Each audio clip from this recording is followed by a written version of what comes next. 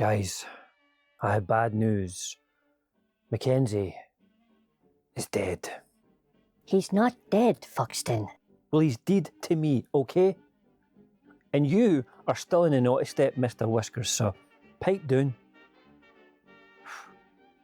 Recently, Mackenzie told me that he's an employee, entitled to 3 weeks vacation per year. First off, I'm not some employer with an employee.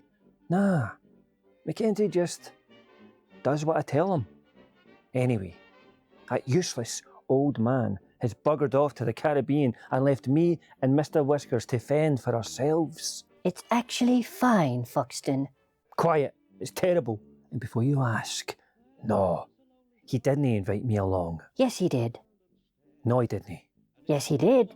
No, he didn't. And even if he did, I probably wasn't listening. I literally do not have the time to be processing the thoughts of others. The fridge is empty, and I'm starving here to death. I haven't eaten in 3 hours. I've went through the whole biscuit tin, and all the good chocolate ones are gone. All that's left is these old lady biscuits nobody eats. He needs to know that he's abandoned us, that he can't just go off on his own and enjoy himself without me.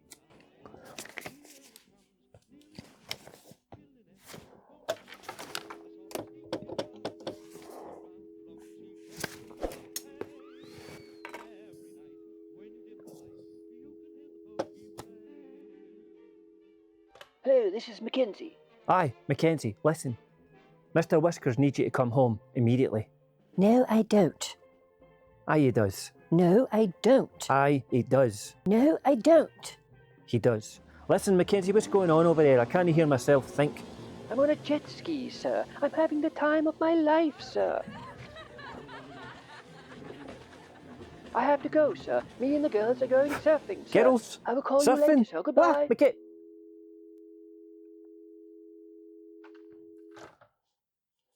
So selfish.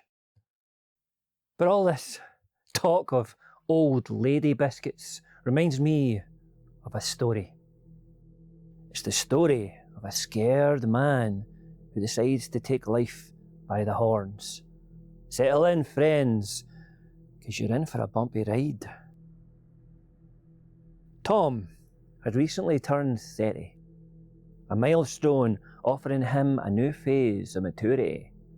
Tom was a good guy, but not without his issues. Family would call Tom an overthinker, tad obsessive, a little lost. Tom hadn't worked in years.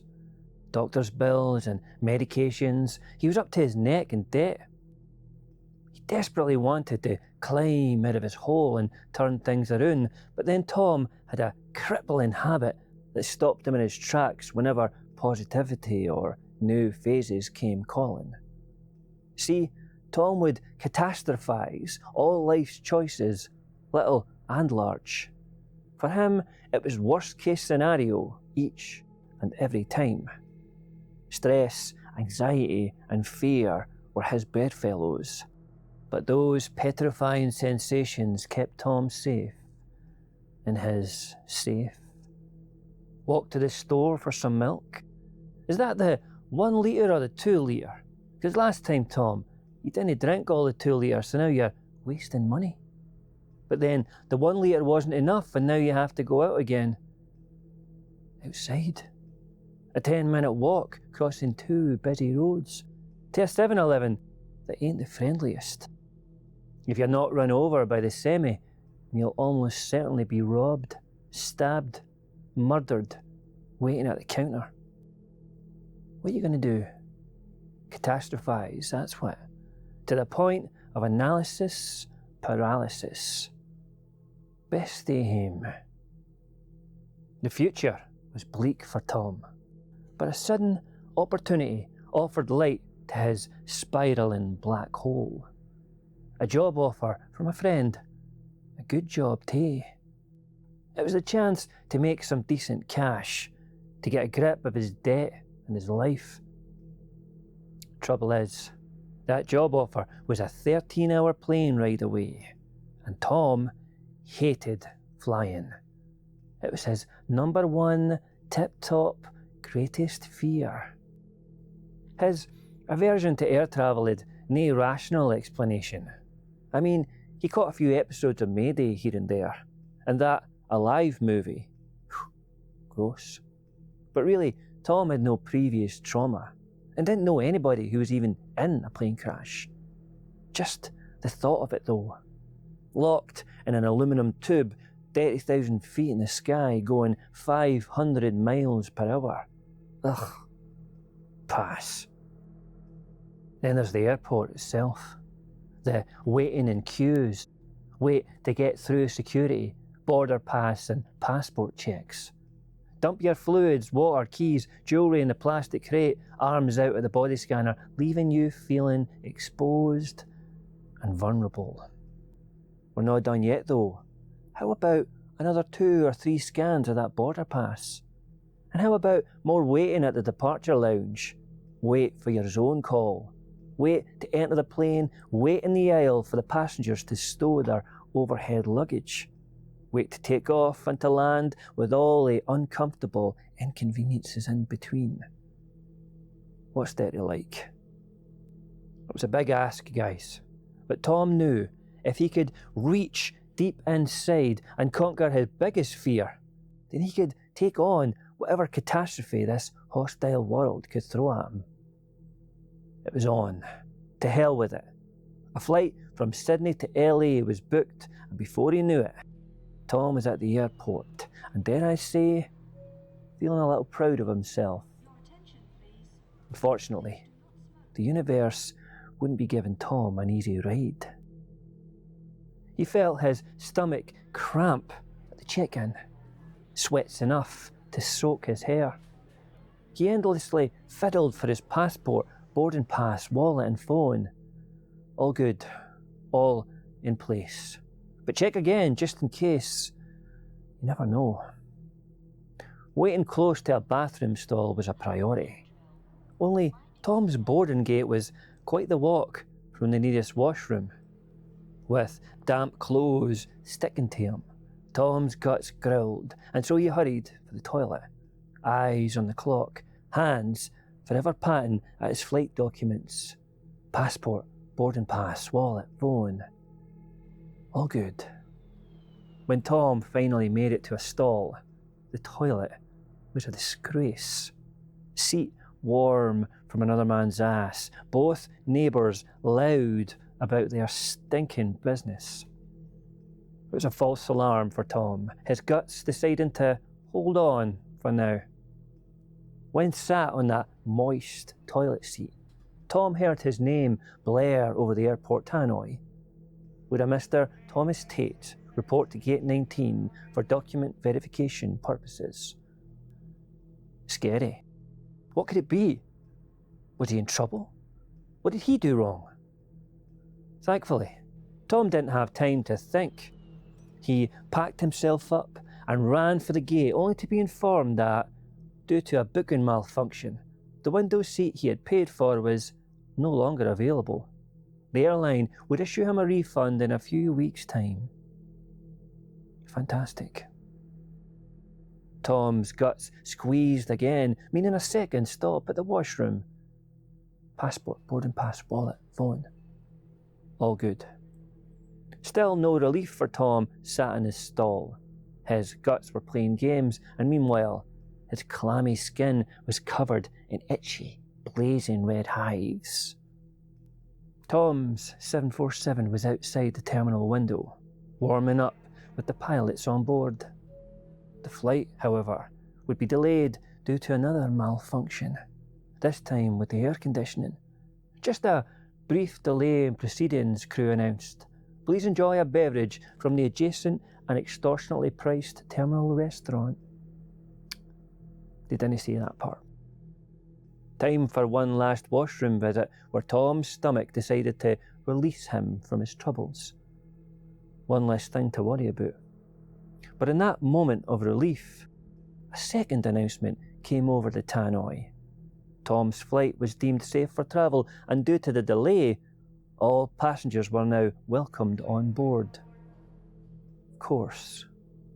By the time Tom had cleaned up his mess, his name had been called to board several times. He was now holding up the aircraft. A crew member ushered Tom inside the hollow jet bridge. This death march was Tom's last chance to change his mind. Forget new phases and positivity.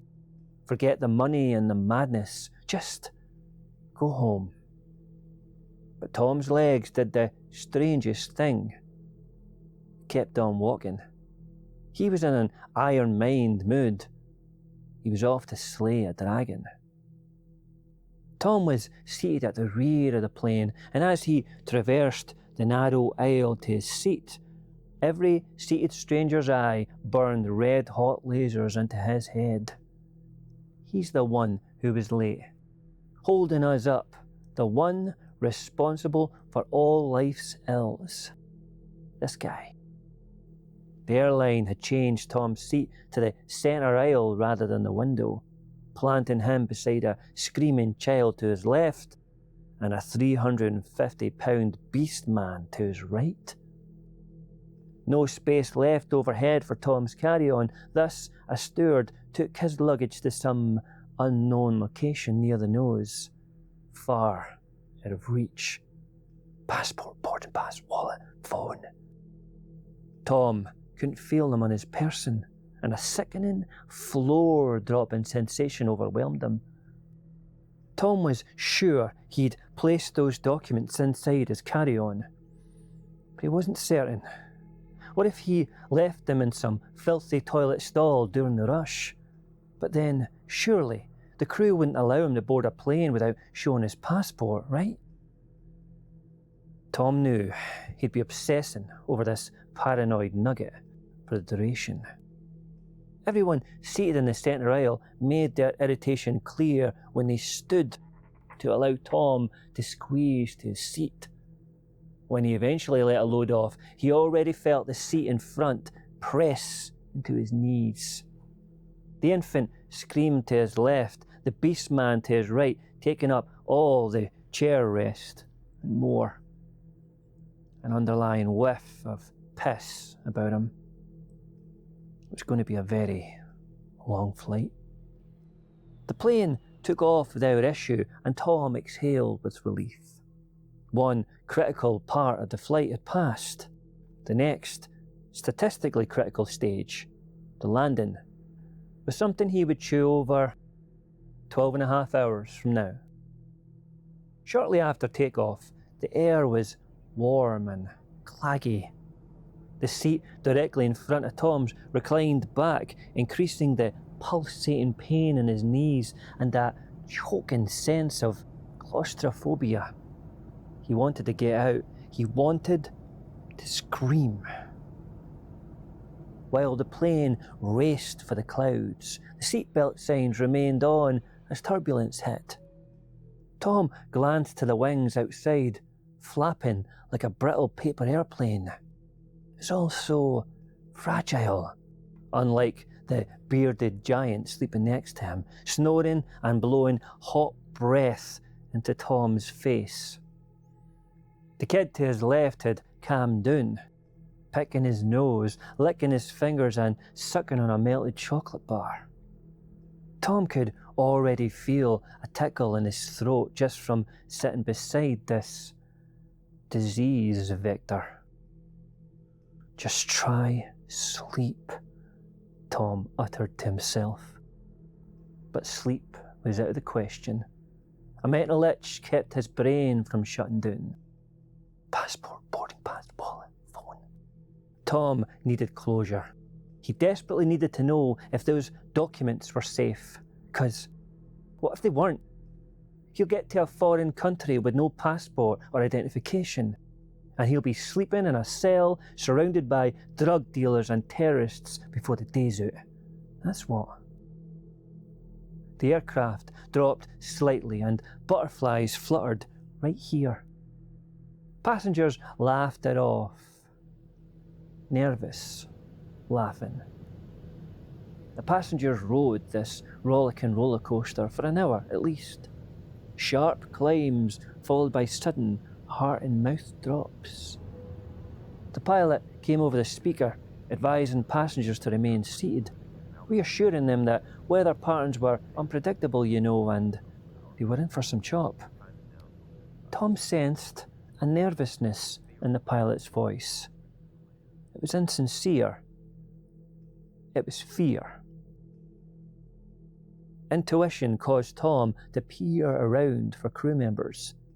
He spotted a group huddled round a fellow crew member at the end of the aisle. The girl was sobbing. The others appeared to be shielding her breakdown from passengers while trying to calm her down. What the hell was wrong with her? Did she know that there was a serious issue with this aircraft? Is that it? Was she in fear of her life? Very likely, according to Tom.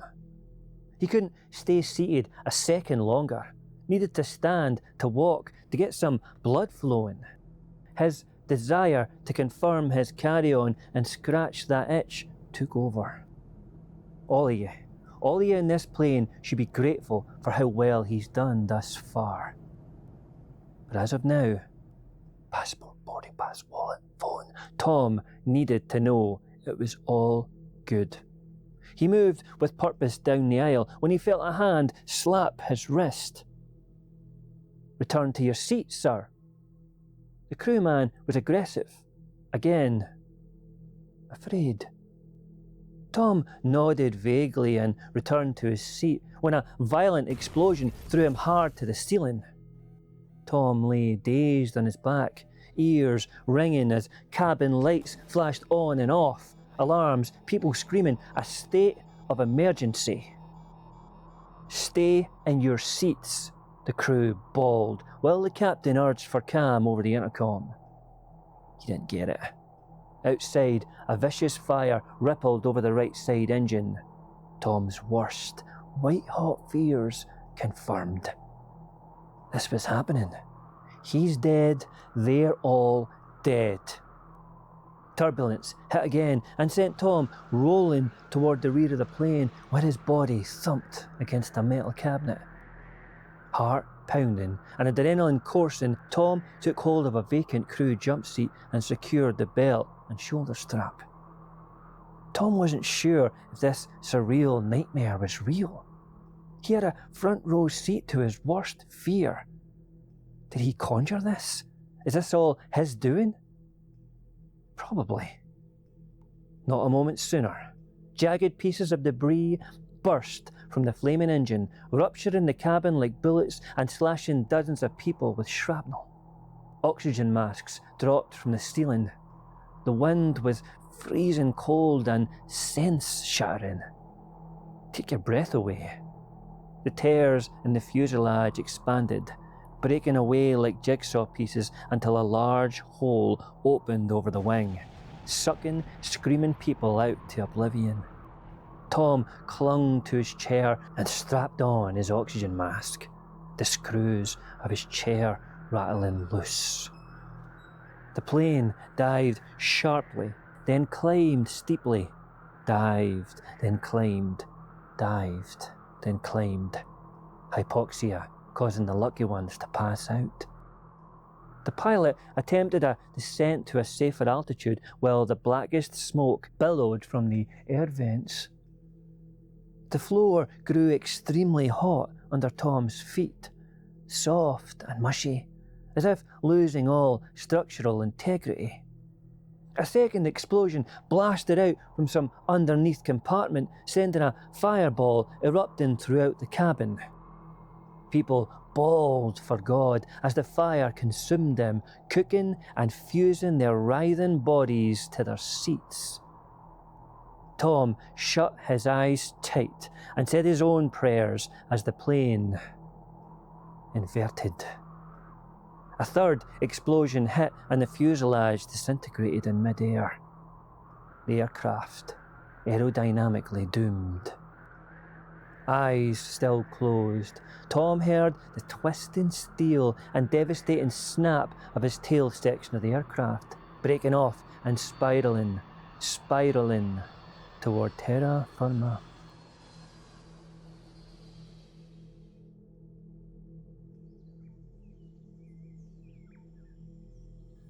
Tom opened his eyes. Somehow, not only was he alive, but he was in one piece. His lower half floated in a body of water, while his torso lay over a sandy shore with debris smoking all around him. Tom squinted at the sun's glare and heard the lively sounds of a tropical rainforest.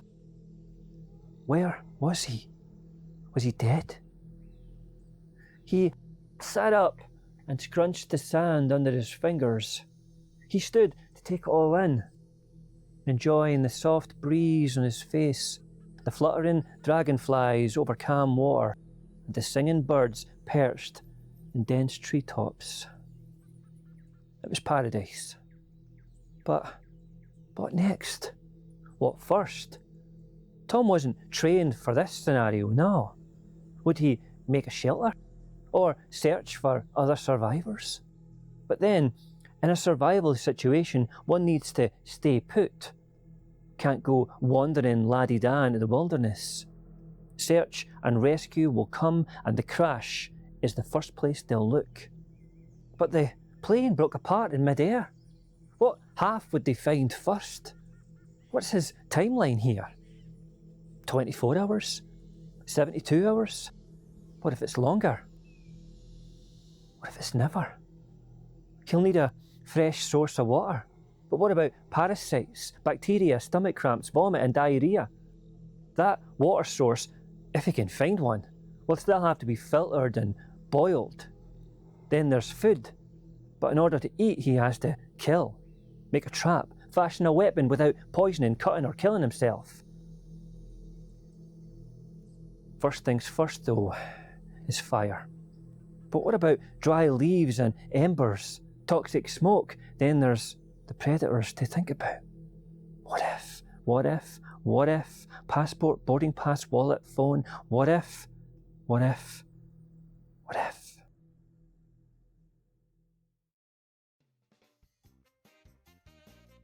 In another room, in another time, in another place, there was a blinding light and the cheers from a live studio audience. Tom's eyes were open, but glazed over in ghostly white. He was dressed in a jumpsuit, his shaved head covered in sensors, complex wiring systems with pulsating lights, all going to some kind of supercomputer. A revealing spotlight blared over his limp body, crumpled in a chair. Hundreds of voices bayed in unison. Money or madness, money or madness. Neon signs beyond the spotlight displayed that same slogan. Money or madness, TV's greatest hit. Pip Pippington, a short, cherub-faced presenter dressed in pink, stuck a microphone under Tom's gaping, dribbling mouth. "Anybody home?" Pip whispered, squinting into Tom's glazed, dead eyes. "Hello?"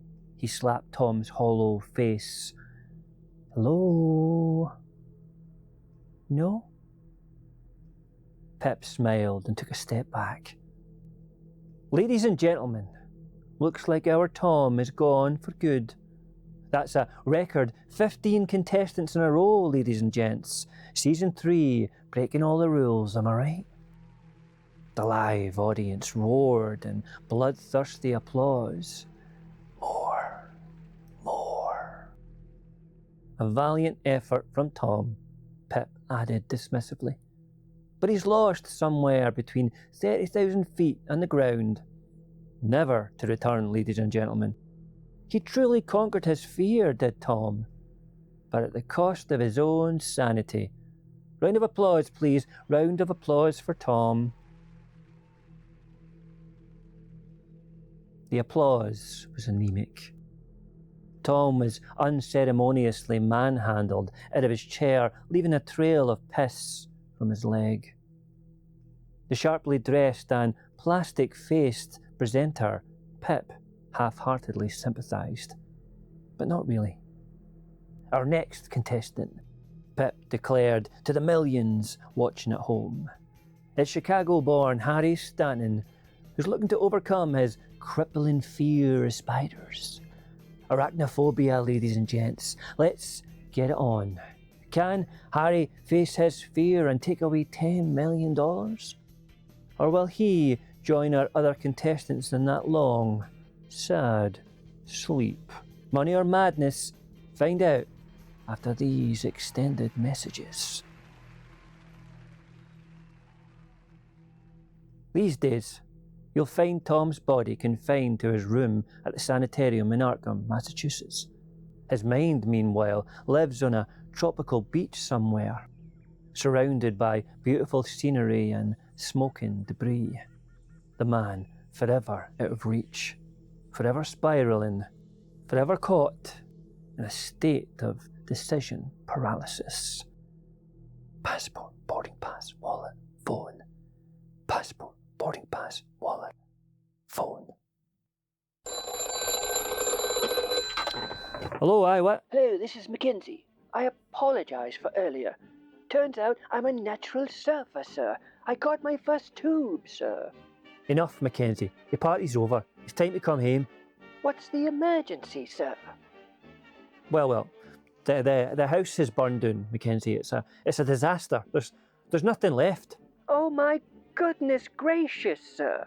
Where are we going to live? What are we going to do? Mackenzie. Just calm down. I put all the fires out myself personally. And I even organised all the restoration brick for brick. In fact, you'll probably not even know there was a fire. Oh, I'm so happy to know you're safe, sir. Well, I'm actually not doing too good. I'm in hospital, see, because of all the horrendous fumes. Oh no, this would not have happened if I had just stayed at home, like a good employee. I know. It's all your fault. Listen, I spoke to the doctor and he says I'm fine. I've got at least years left to live. I'm leaving right now, sir. Can I bring you anything at all? Yeah, Mackenzie, get me some of those chocolates, say the nice ones in the tin. Absolutely. Your favorite biscuit, sir. I will see you soon. I'm already running out the door. It's just a You're going to hell, Foxton. No, I'm not. Yes, you are. No, I'm not. Yes, you are. No. Oh. Old lady biscuits.